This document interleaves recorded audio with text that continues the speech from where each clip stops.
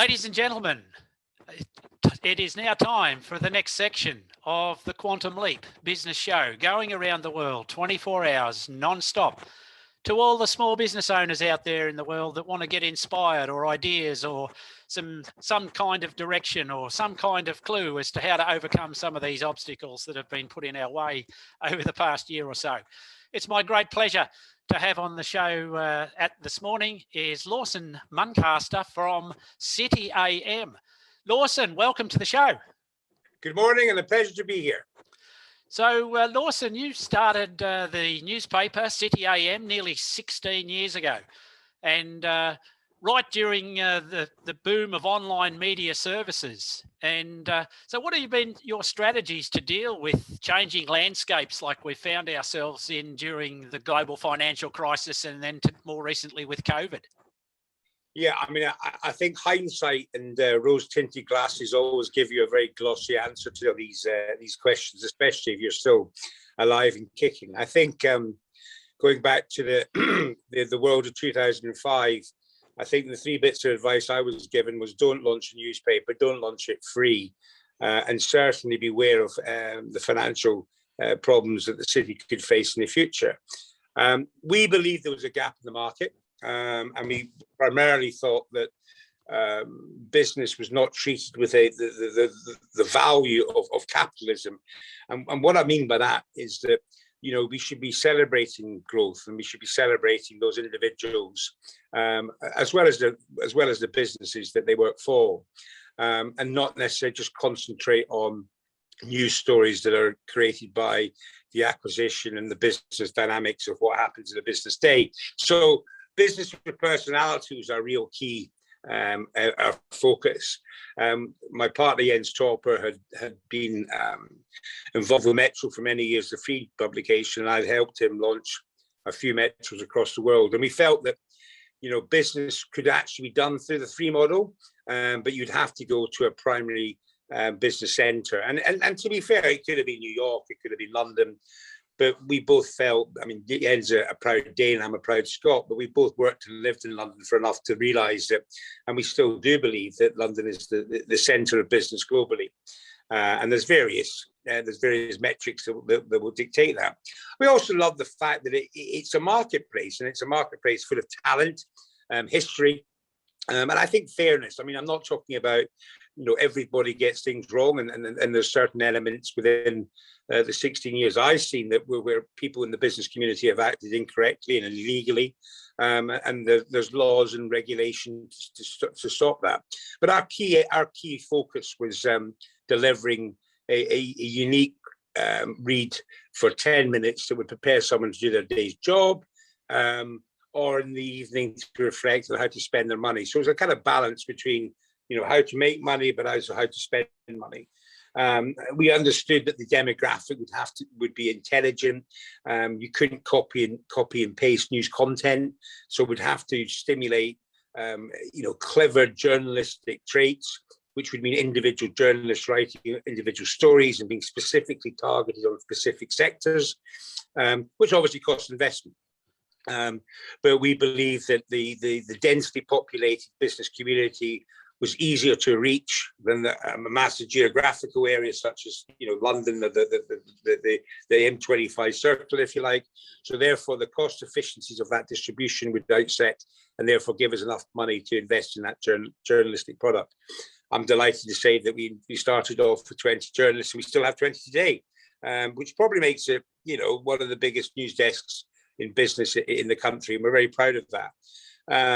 Obviously, the media landscape hadn't accelerated at the pace that we thought it was going to do. And obviously, this has been amplified through the COVID crisis in terms of the online product. But if you go back to those times, the online was becoming a part and parcel of the advertising media consumption. But we felt at the time that, you know, with everything that's new, we also find that sometimes, you know, the first people in are not necessarily the last people standing. So we were quite focused on just delivering the paper and getting the ability of a reader over a period of time to understand that they could pick the paper up 1 or 4 times prior to get them getting to their work. So that science and distribution part of it was very much Jens Top, my partner's forte, and we did a good job. Yep. And it's obviously sad that we don't have a paper out at the moment, but that's for no reason that we can't control. And therefore, we have ceased publication last March. And I think the way the fair wind's going now, once London's back to 50% capacity in terms of TfL figures, and the city lines open from Waterloo, then you'll see the paper back on the streets. And that will be an emotional time for me. But I think it'll also reflect a lot of people that work in the community and see City M as a part of their day.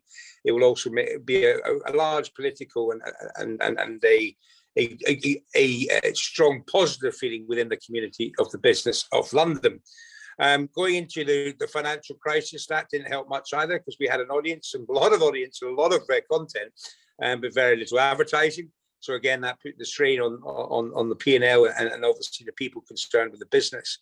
But I think what has happened through COVID is, yes, we had an online product that was probably didn't get as much attention as it probably should have done during the paper's existence. But what online has done is we've had to concentrate on it.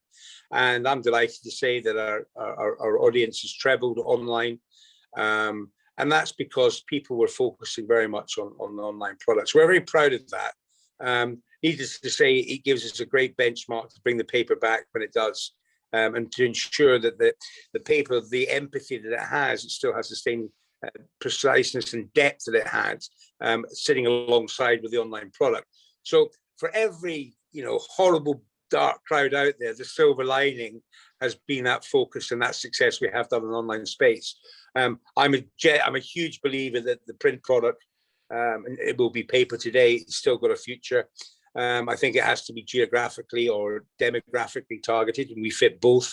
And I think it's a huge marketing tool for the brand and the group itself, the City AM group. And I think that what people will realize going forward is that 100,000 people picking a paper up within 4 hours has a huge impact on social media thereafter, and actually sometimes can cause a bigger disruption or a biggest influence in that period than having 3.5 million people online in a month. So the balance between the two, and I think probably it'll be integrated better. I think the paper obviously helps us with our events business, our club, and also it transcends both the online and offline product pretty well. And I think our journalists have had a great, although a hard time in terms of working from home, they've done a great job and probably learning a lot more about the online product for themselves. And so therefore they take forward that confidence that they know both now the paper and the online product come September. Yep. So I think it's a huge changing landscape. We don't take anything for granted, but I do think there is a balance within the group of a paper and an online product as well. Yep. So that's very much along the lines of some great examples I've seen globally. For those that are on the show watching that are not totally familiar with City AM, it's a free newspaper that people commuting around London would pick up and read on their train or on their way to work or way home, what have you. And so what Lawson's had to do is take it all online, because the commuter numbers on Transport for London are almost down to zero during COVID. So that's very there's no point. I mean, what has been interesting, we've seen a huge growth in that London audience, but I think also what the online product was starting to get to at the back end of pre-COVID, but was people thinking actually the City M brand and its content was actually a very good place to find out what London was thinking. So we've seen a massive growth in the UK as a whole of people putting their nose to see what London is doing, but also internationally. And it's obviously the financial hubs globally are where you see the biggest growth, and that's from New York, Chicago, Middle East, Hong Kong, Singapore, and Paris. You can almost see the hotspots as they arrive. Yep. And it's not brain surgery to work that out, but what it has done, it endorses that. So any of your readers, if you ever want to have a look at citym.com, and you'll see what we're all about. But it's primarily a libertarian view on business, the ramifications, what happens. We have a lot of opinion pieces, And we're trying to be apolitical, but obviously the libertarian side of us tend to go with the conservative and the small c. But that doesn't mean to say that we don't charge all politicians with the questions about how do we create safe, fair, purpose-driven profit and business for everybody. So, we're quite inclusive in that, and we'll continue to be so. Yep. Lawson, you've over a long and distinguished career, you must have run into some pretty interesting characters of all persuasions. Who is the most interesting person that you've ever run across, and why was that? I mean, there has been many, and I think from the dirty world of media, I'll keep that quite quiet. I won't raise any names today. I think the majority of people in our industry are set with a confidence. Some may be arrogant, but the majority are confident, and you feed off these people. I would cite one gentleman, a guy called Jan Stenbeck, who was a entrepreneur from Stockholm. He actually was the one that created the Metro newspaper, the first one in the world. And what a character. Unfortunately passed too early, but had great visions of challenging the norm. So he had a strong, I mean, kind of the equivalent of Sky in Scandinavia, TV3. Those that are from that region will know Jan very well. And his thought process with taking a newspaper free was that, well, if people are used to seeing television free to air with the empathy and the values that it has, why couldn't you take a newspaper free? So he's quite an inspiring gentleman, and decided on the whim that he decided that Sweden deserved an America's Cup boat. So the next minute we had an America's Cup boat called, and then the next minute, no, we're not going to get advertising. We're going to get the group to pay for it. And yep. So you can imagine the chaos he created and enjoyed. I think that chaos. He drove people to think about things differently. So, I mean, just watching him, and only for a brief few years, but listening to his contemporaries and people that worked with them for a long time, such as Jens Torpe, you can really see how a small media group in Scandinavia suddenly became a global asset across multimedia propositions, banks, telecoms, etc. So I kind of really applaud that gentleman for what he took from an university to where he took it to today, and I still respect that a lot. But in terms of other characters, there's so many. It'd be very hard to highlight individual cases. But it's been a pleasure to interact with these people, and I think the biggest thing for being involved in the city is just to start to realize and being part of people's lives that are CEOs, being for 10, 15 years of listed companies, that they all face the same challenges as else. They're just bigger.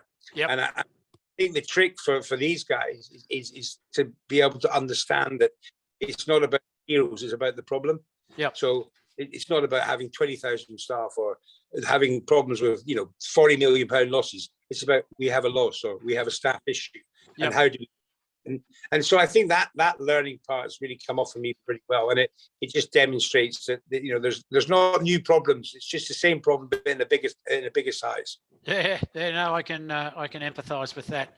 Lawson, a lot of media has been criticised and increasingly so in recent times, where over the fact that they tend to be creating the news and creating clickbait headlines, rather than reporting the news and providing an opinion. What are your thoughts on that? I'm one of the average. I totally agree with it. I think news organisations have become lazy. I mean, I will say that being a business newspaper or business content business, you're guided by law and regulation. So how you report, etc., can be much more. It can be much more structured. However, when you keep on encouraging young journalists to chase impressions or chase people to read your story, and the focus is on about how do you write your headlines to attract more people to click to the story, I think you're sorry. You're right. Yeah, I think by doing that, you are creating this performance by number. And I do think there's an element of truth, and if not truth, I think certain organisations really need to kick up the bum. And I think it's a global issue. And it's news organisations need to take a step back and look upon the longevity of people coming back to their sites that believe in the authority of your particular content and believe in what you stand for. And I think we've got to a point now where I think some of the larger ones that got caught in that trap are trying to address it. And I think subscription has helped that, because suddenly it's not necessarily about the number of people who are reading you. It's more about people that want to come back, so they're actually paying for your content. So I think that the industry as a whole is generally going the right direction, having gone in the wrong for quite a few years. Yeah. Okay. Interesting. A lot of Lawson, a lot of people in your industry are used to working from home or working remotely, even though you do have an office and all that sort of stuff. So with the changes with COVID, with a lot of more people working remotely, how do you keep the productivity going and the health of the staff when they're all over the place or not connected day to day like you'd see in a busy newsroom? I think there's two parts to that question, or two answers to that question. I think the first thing is that, I mean, where we work in London, I think there's always been people working from home. I don't think it's a new thing at all. I think the COVID pandemic has amplified again the issues that people are facing in commuting or whatever else. There is people that can work from home. There's no question of that. And I'm pretty open to the fact that people can work from home in our organisation. What I do think is that once we come out of COVID, that more and more people actually want to come back to work. Yes, they want to come back and work at different times, and I appreciate that too.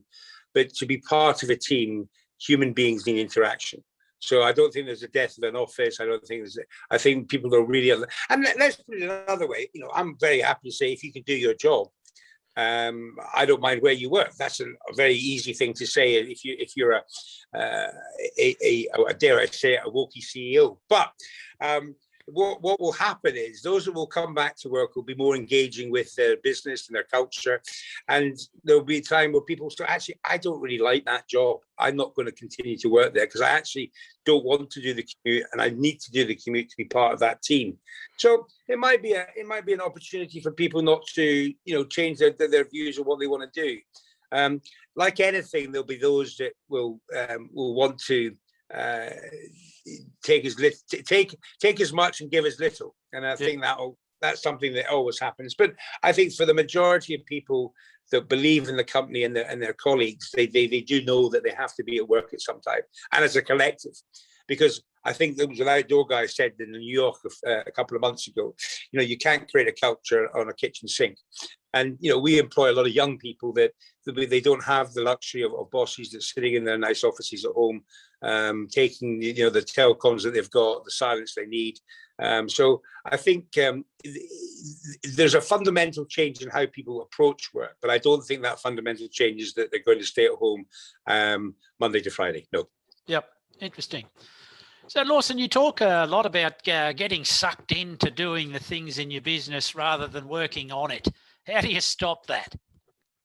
By having good people below you that actually question you and what you're actually doing as a managing director or a CEO, and actually actively getting people to question what they're doing.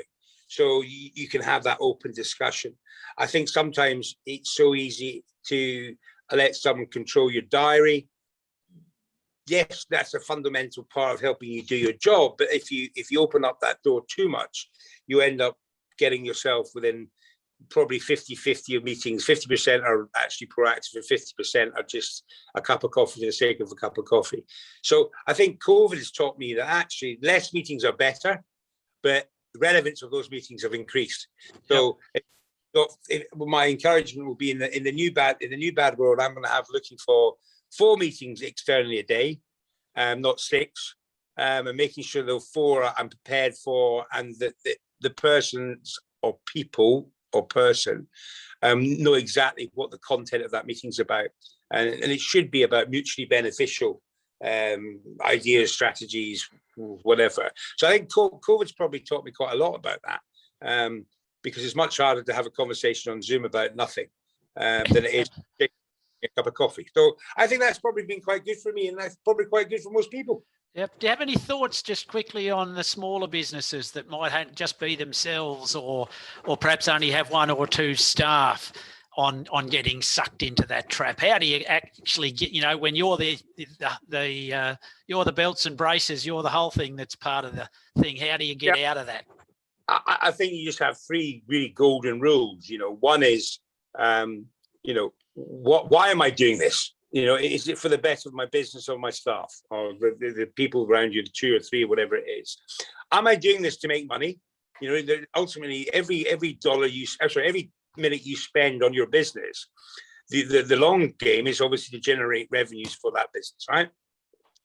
So until you have excess fat, or you can start thinking, strategizing about, what's year 1, year 2, year 3, I think smaller businesses per se are younger businesses, and they should really be focusing on their cash flow, new business, and surviving. There's this word survival keeps on coming back to me over COVID, but actually, when you listen to city grandees, within large, global businesses, survival is also a very important word to use in that process of understanding what you're doing and doing something for purpose. I think that the profit and loss spreadsheet is a very difficult one to put purpose in there. But, I think long term, that's also important. Why am I doing this? Am I doing it for money? And have I got a purpose about what I'm trying to achieve? And I think if you can keep yourself disciplined in that way, I think you've got a fair chance. And ultimately, I'm assuming you've got a great product. You've got to believe the product. And if you've got difficulties at the product end and you are passionate about that, well, surely that's going to have even more bigger problems and amplified more when you're out in the open market. So, just keeping tabs on those, 3 objectives, but also your product yourself, I think is pretty key. Cool. Yeah, some great advice.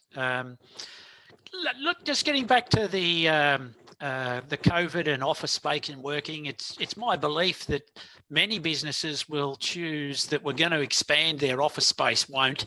And there's a lot of businesses, when the renewal comes up, will contract because they'll realise they don't need all the office space that they had previously. So what's going to be the effect on the commercial property market? Do you think what are some insights there that you might have? Yeah, okay, I'm no property expert, but there's 3 things I can comment on. Is that one, I still can't get around the city of London because of people building offices, to the point where I've never seen it so bad in my entire life. So there's obviously some people out there believe that there will be a need for more office space. I think it's a financial director's dream at the moment by saying, oh, we're going to be down 50% capacity, and we can save costs here, we can save costs here and everything else.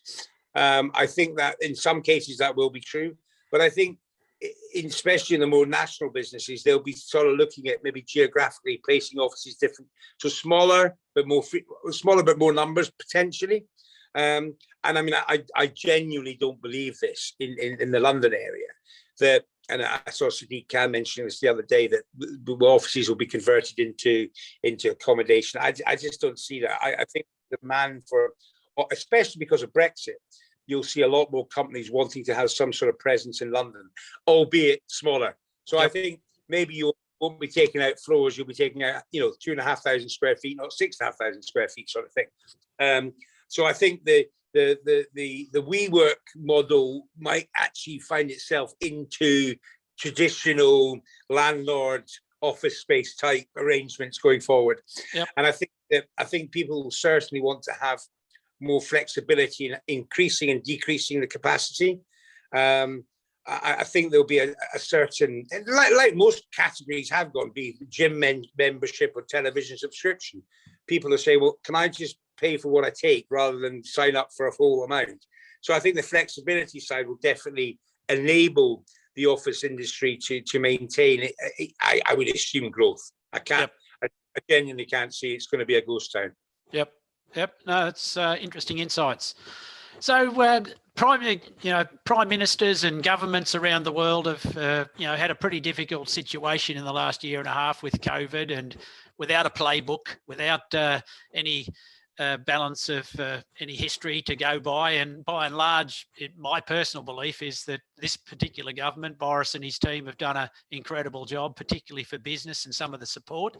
But if you were Boris, would you have done anything differently? And on the business front, would you have any ideas? And if you could get his ear today, what do you say would help a business out more than anything? I think Rishi did a brilliant job dealing with furloughs right away.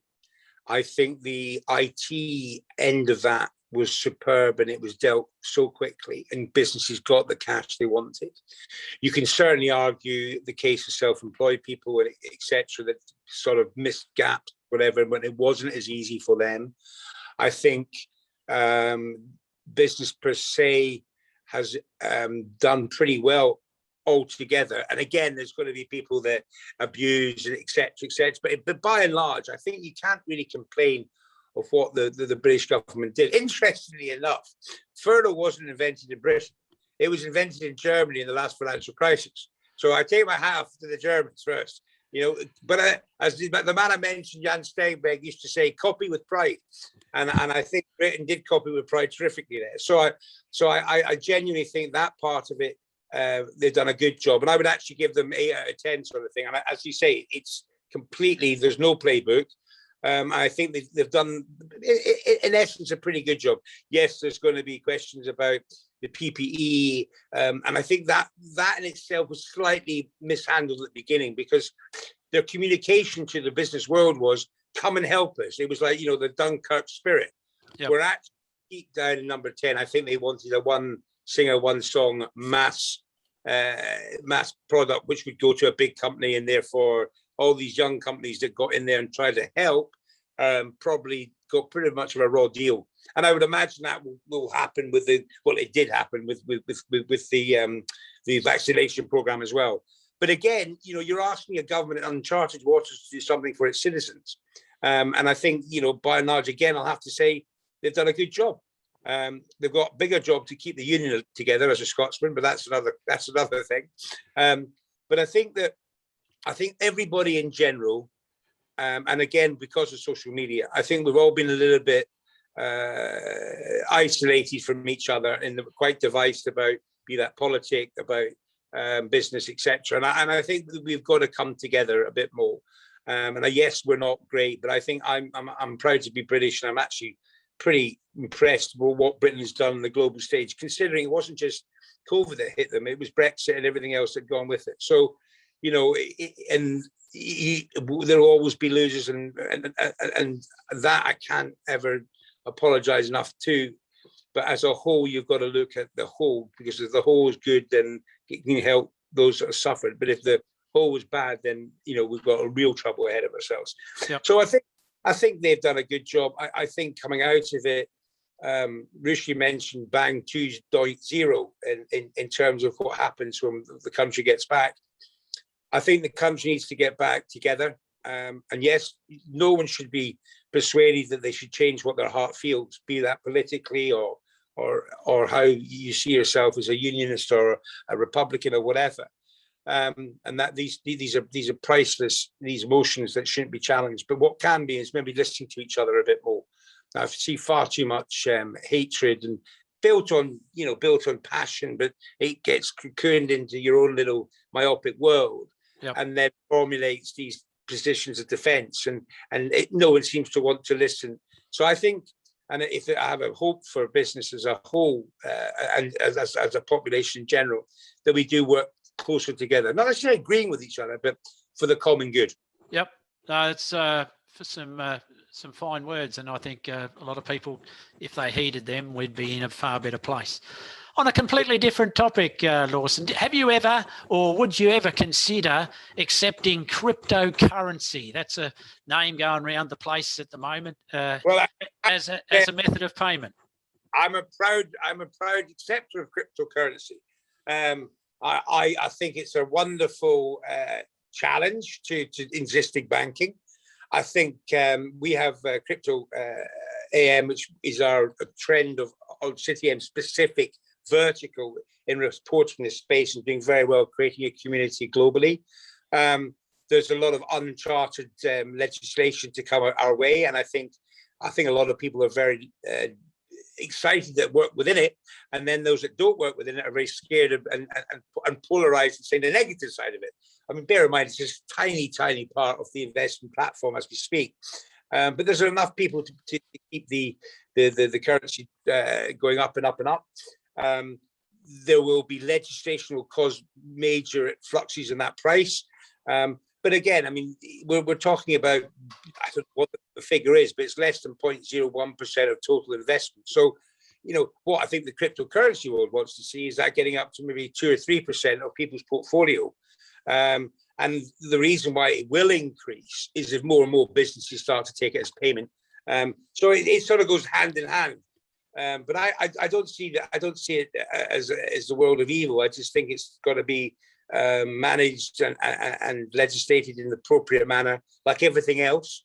But I see it definitely around in 10, 15, 20 years. Maybe not at the same colossal heights of some of the cryptocurrency owners wanting to see, 300,000 by the end of the year. But I think 52 is the last price was yesterday, I think, or before the weekend. So yeah, no, it's something that we've certainly got our eye on, and we will certainly take payment on it. Yeah, absolutely. Okay, interesting. So the tabloid arena, like a lot of industries, is fiercely competitive, and a lot of people out there. Doesn't matter if you're a butcher, a baker, or a candlestick maker. There's always competition. How do you deal with competition? With respect, I see myself, or see ourselves, delivering business news for Britain and London, and we want to be the best in depth, the better interviews. We want our staff to become specialists. So what tends to happen in some of our competitive worlds is they employ really clever young journalists, and they tend to move them around categories. So what you tend is the same kind of waterfront when it comes to journalism, yeah? Whereas what we are trying to do is bring young journalists in and make them experts in that particular field. And it's a double-edged sword, because what basically happens is they get so bloody good, they end up on national news talking about the specific sector, and before you know it, I've lost it to a competitor. Yeah. but I think that policy has been one that we've adhered to from the start, and I think it produces great journalists. And actually, if you want to be, maybe not now, but when I'm retired, I think we've probably done good for journalism in the UK, because we don't have many bad leavers. Our alumni are in better jobs, and they're setting the agenda and other news organisations, to which, for a little tiny part of me, I'm pretty proud of. Yep.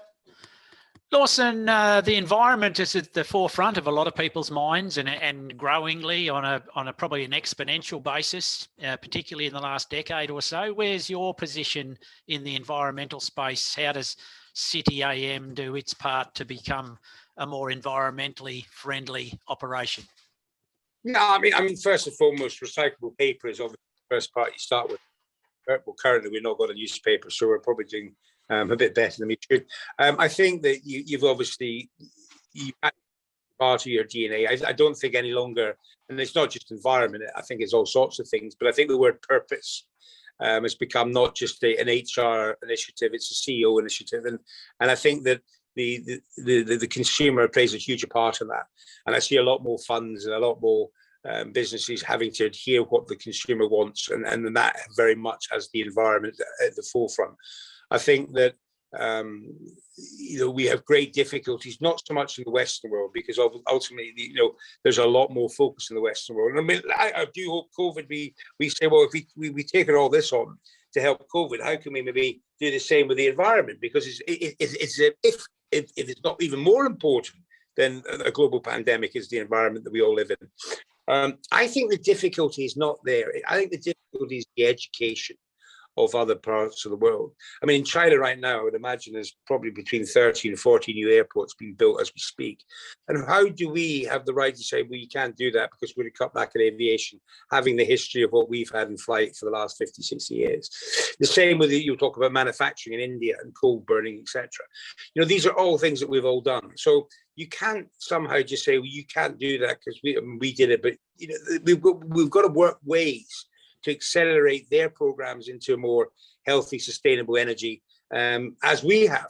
Yep. And I think that's the responsibility of obviously both parties, you know, those that like ourselves and those that are doing the damage that are there. So I think Paris Accords, and you know, everybody does a little bit. But I go back to the whole point I'm telling my kids, that's recycling. That's what you do.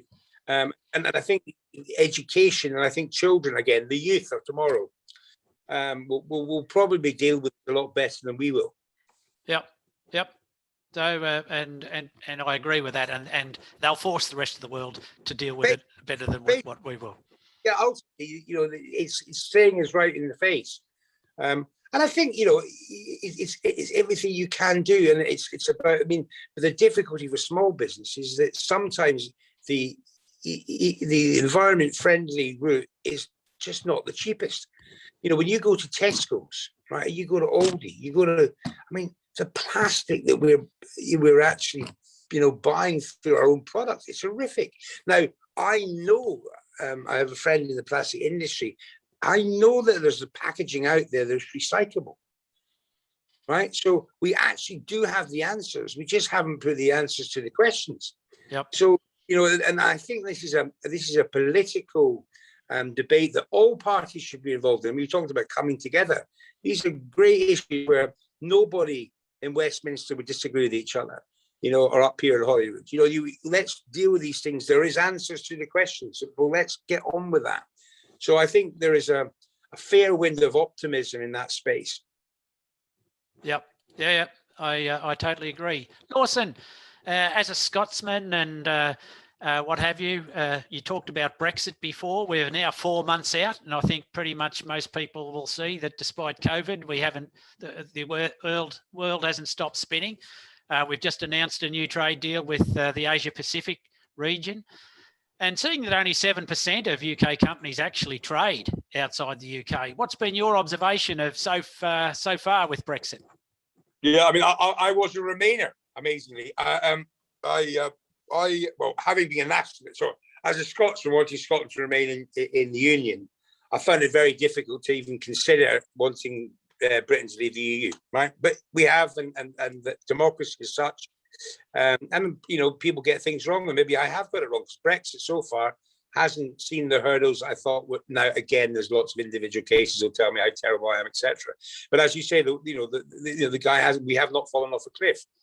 I think that it's a difficult time again for everybody. Europe didn't want Britain to leave Europe. That's the fact, right?